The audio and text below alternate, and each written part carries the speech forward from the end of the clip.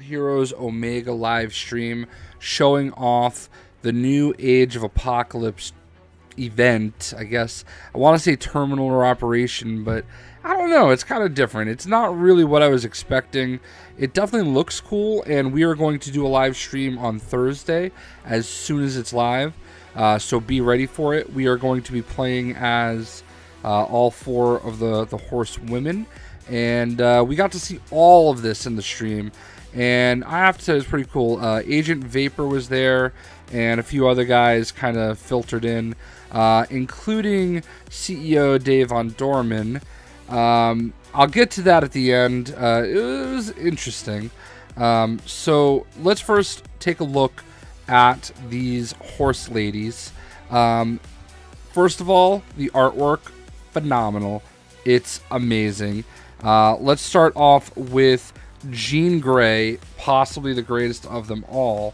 Look at Jean here. She is absolutely gorgeous. She just, I mean, she's death, obviously, and just look at all that. I mean, I cannot wait to get my hands on this costume. I did take screen grabs of them showing them off in game. This one, I don't know if it does it the best justice, but Jean Grey was looking too fine. Next up, we have Magic, who is Pestilence, and again, we've seen her costume, we've seen her character render, if you will. Where there's like the 3 different shots with her arms up and stuff. They had already released that before. I mean, this costume looks really cool, and then we also have her, like the in-game view of it. Honestly, it looks really great. Obviously, for me, the only thing that I don't like about it, I don't think there's really anything they could do about it. It's a little drab, I mean, the colors don't pop the same way that Jean Grey's do, but, when you consider her, her sign, if you will, Pestilence, it makes sense, It's not a pretty thing. So, it's a cool costume, though. So, there you have Magic. Next up, you have Psylocke, who is War, and I mean, the costume looks bulky in this artwork, but I still freaking love it. And then when you actually see it in the game, it actually looks pretty great. She looks like a Bushido, samurai kind of deal. I love Japanese inspired artwork, and I really like this costume.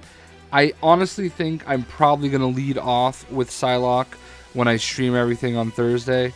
But, you guys can let me know who you want me to lead off with, and I'll try to go by that, but no promises. Lastly, we have Storm, who is, what do we got? War, Pestilence, Death, and, why am I blanking on the last one? She is our last horsewoman, and again, another phenomenal looking piece for Horsemen of the Apocalypse. Why? I don't know why I'm blanking here. Famine. She's Famine. She looks great. I mean, like, here's a shot of her in game. Again, just another fantastic Storm costume. All these costumes are great. I mean, you really can't go wrong. The art department really knocked it out of the park on this one. And then finally, we have a look at Apocalypse. And his artwork looks really, really cool. And I certainly do appreciate that. I just think the disappointment level is more, I don't know. I guess this is kind of a spoiler. You might not want to be spoiled by this.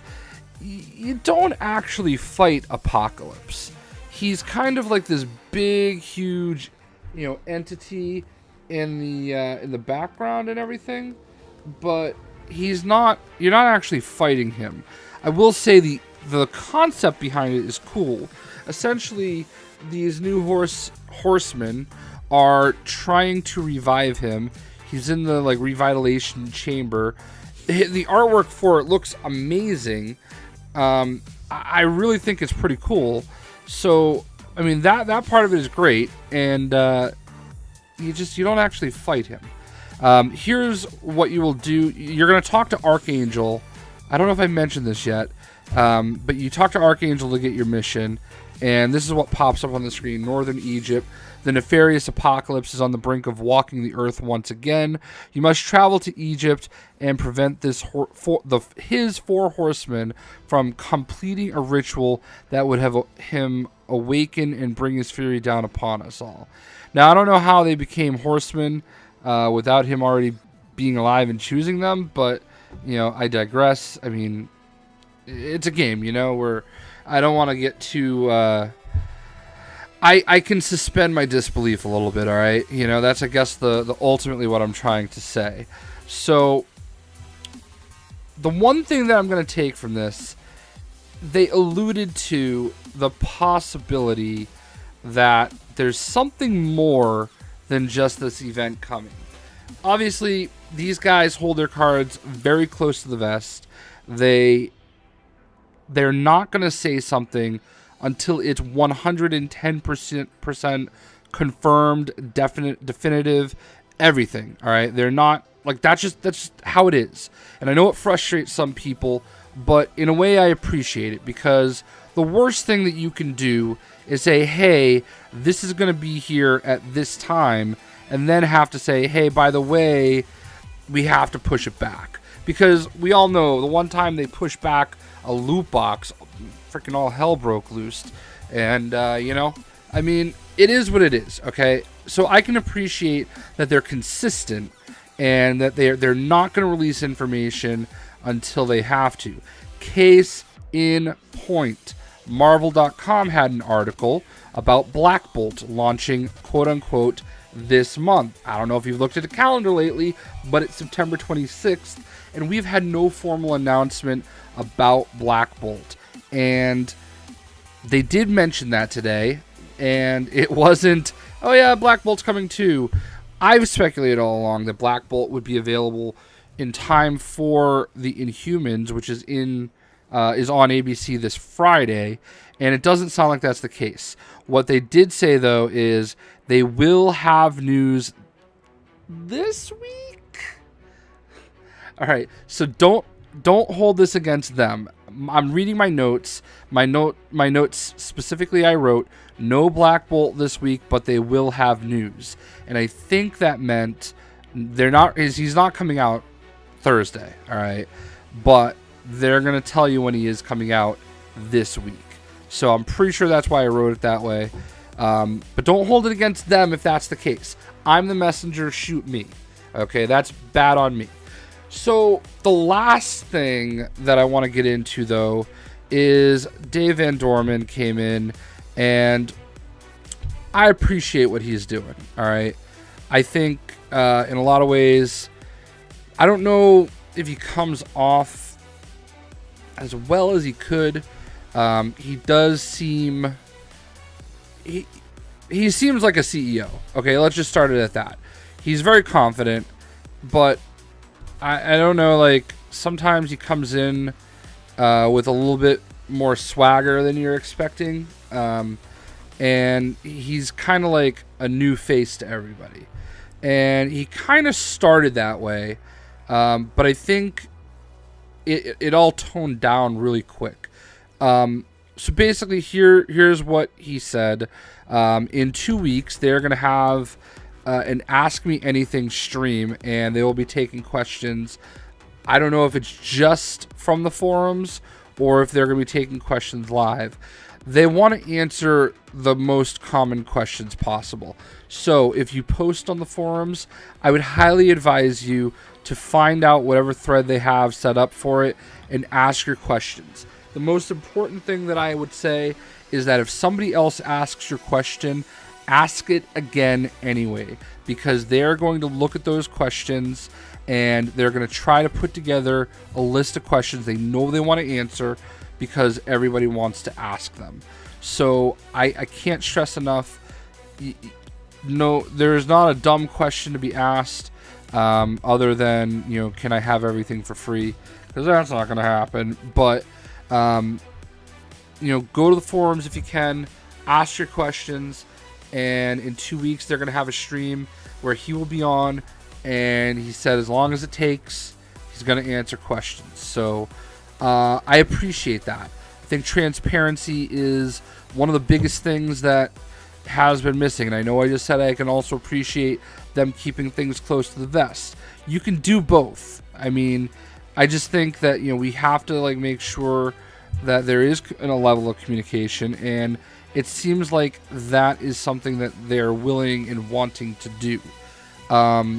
He reiterated that they wouldn't be here without PC, because there's a lot of people that are upset about this, because apparently the Apocalypse event is only on consoles right now. I don't think it's actually coming to PC this week. So that's the vibe I got from everything and reading the chat with everybody. You know, I know PC players feel slighted. I've been playing on PC since beta. I'm one of them. I don't play as much on PC anymore because I prefer console. But, you know, he said we wouldn't be here without PC, but that Gazillion would not exist if they didn't go to console. So you kind of have to say, well, I've invested all this money in the game. Is that money invested worth anything if there's nothing to play? You know?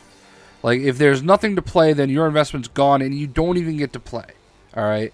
As it stands, your investment's still there. They've got their new influx of revenue stream. So, I don't know, man. Like, it's not a perfect world. It's not a perfect thing. You know, they're doing what they have to do to survive. I'm not saying that to justify anything that might seem cash grabby, okay? Because, look, every free-to-play game does it. Like, let's not pretend they don't. But, you know, I don't know. Like, I understand where PC players are coming from, trust me. I'm ready for new stuff too, man. I've been playing the same stuff over and over too. Like, I mean, I enjoy the game, but, you know, I agree. I'm ready for new stuff. That's why this Apocalypse event is so appealing, and why I'm very disappointed to hear that it's not happening at the same time. What he did say, before I move on to the main point, he called the launch of the game a soft launch. They wanted to just get the game out. And that's something I've heard him say before. They needed to get the game out. So everybody criticizes them and said that they shouldn't have released it until everything was available. Everything on console. Everything on PC was on console. And I do not agree with that. I've never agreed with that. I'm fine with them releasing it as long as there's some consistency and it feels like the stuff is coming, which, quite frankly, right now, it doesn't. I mean, there's been new characters, there's been some newish costumes, but in the grand scheme of things, you know, other than the Daily Bugle terminal, there hasn't been another patrol that's come over. We haven't done any, you know, raids. Not that I'm a raid person. I mean, that stuff hasn't been coming. Chapter 10, and I'll be honest, there's not that much more content that's missing. There's, you know, the one-shots, there's the raids, and there is the two locations, the two patrols in Chapter 10. That's not a ton of content. That's a decent amount, but, you know, it's not like the end of the world. Like, it's not like a full, you know, game, you know? So I'd like to see it get out, but they needed to get the game out on console. I do feel like they launched with plenty of stuff to work with, and I think the thing that frustrates me a little is when people are like, "Oh, we're done. You know, there's no new content anymore. Meh. You know, we need new content." Like, the game has been out officially on console for what, like 3 months? Like, the official release was like July, and we're here just about to start October. So, like, the game hasn't been out that long. Think about any and every other game that comes out and how long it takes before that first DLC hits. It's very rare that it's within 3 months. Like, when does the first map pack for a Call of Duty or a Battlefield come out? It's sometimes like 4, 5, 6 months before they start dipping into DLC. And by the time that happens, I'm always typically done with the game. Like Battlefield 1. I loved Battlefield 1 when it came out, but now that we're starting to get into all the DLC, I don't even think I've played 2 of the packs because I'm kind of done with it. Like, I don't feel like loading it back up and relearning how to play the game. The good thing with Marvel Heroes Omega is there's really zero drop-off. You can just pick it back up whenever you want and play it. So if you're bored with doing the same content over and over again, it really isn't that difficult to load the game back up once something new comes out. Your stuff's still there. The game isn't changed that much. It is what it is.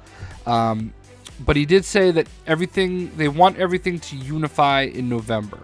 So everything should be on the same level, and moving forward from November on, everything should potentially, hopefully, release at the same time. Spider-Woman apparently is the exception. She's going to be a 6-month exclusive to PC, which I think is stupid.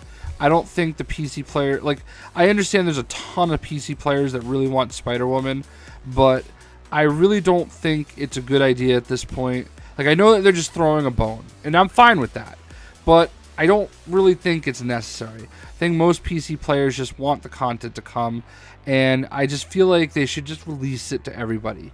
Like, it's I'm going to play it on PC, obviously. It's not that big of a deal. I'm still going to play it, but it's just you're pitting one side against the other, and I don't know. I think they should just release her to everybody, but I digress. He did mention that they have a new game coming out in March of 2018. He wouldn't go into any further details. It's a little surprising that, you know, we're this far away from that, whatever that game is, and it hasn't been announced yet, but that doesn't necessarily mean anything either. If I remember correctly from another chat that he did at some event in San Francisco, excuse me, it's a TV show. It's something that goes with a TV show. He didn't really say much more than that, so I don't really know what it could be. It's not Marvel related, from what I understand, from what I remember him saying. I think it's just something based on a TV property. So we'll see what happens there. I'm definitely intrigued, but other than that, you know, Omega items are coming to console on the patch Thursday, as well as Omega difficulty. They tried doing some things in Omega difficulty, and it looked like it was pretty tough. I doubt I'm ever going to get to Omega difficulty because I just don't care. But I know that you guys will. So hopefully for those that are feeling a little bored, that think Cosmic isn't good enough, you know, hopefully for you guys, you'll be able to jump into Omega, start hunting after those Omega items, and see what happens. So, you know, in any event, that's the gist of what they mentioned. I don't really think I missed anything, but if I did, you can leave it in the comments below and we'll talk about it. I would say I'm really looking forward to the event. I'm really looking forward to everything being caught up and on the same level. And I'm really looking forward to digging into Marvel Heroes again on Thursday. So let me know what you think. I hope you guys enjoyed the video, and we'll see you.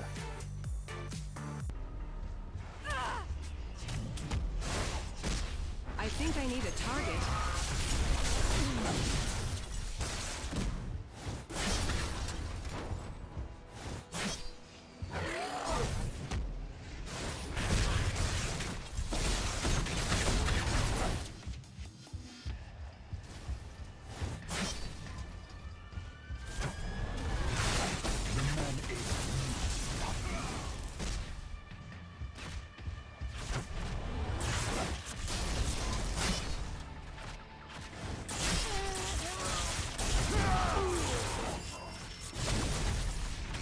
Right where I thought it would be.